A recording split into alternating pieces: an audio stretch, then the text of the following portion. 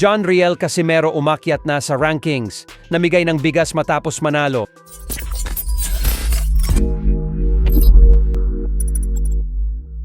So matapos manalo ng ating pambato angas ng Pinas, John Riel Casimero via 5th round knockout kontra sa Japanese fighter na si Tom Misokochi ay agad itong umakyat sa pang-13 pwesto sa ranking ng BoxRec.com sa featherweight division.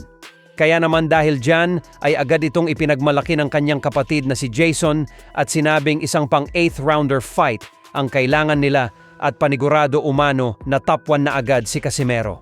Bukod dyan ay sinabi din ni Jason na sa featherweight division na lang daw nila aabangan ang Japanese monster na Naoya Inoue kung saan muli nila itong tinawag na isang pagong.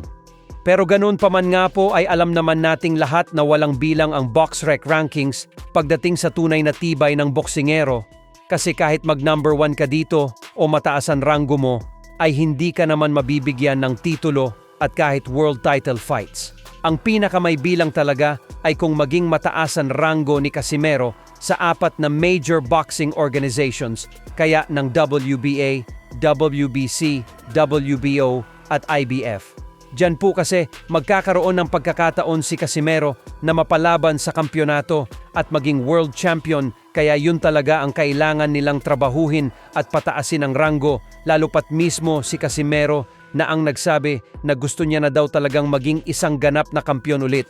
Samantala, namigay ng saku-sakong bigas ang angas ng Pinas sa kanyang mga nasasakupan.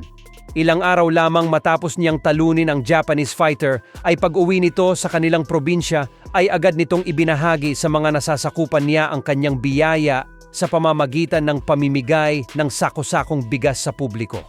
Saktong-sakto po ang ginawa niyang ito para sa bagong taon dahil napakalaki na po ng maitutulong niya na ito sa mga tao na maghahanda para sa lubungin ng bagong taon.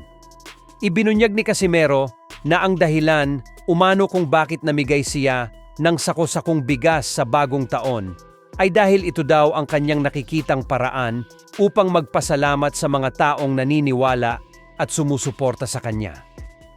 Para po sa mga hindi nakakaalam, ay magamat kilala bilang maangas na fighter si Cuadro Alas. Sa mundo ng boxing ay may malambot na puso po ito pagdating sa labas ng lona dahil hindi na po ito bago sa kanya na tumulong at mabigay ng biyaya sa mga kapuspalad nating mamamayan.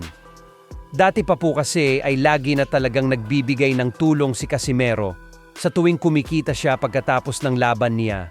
Kaya pasalamatan din po natin ang Anas ng Pinas sa kabutihan ng kanyang puso.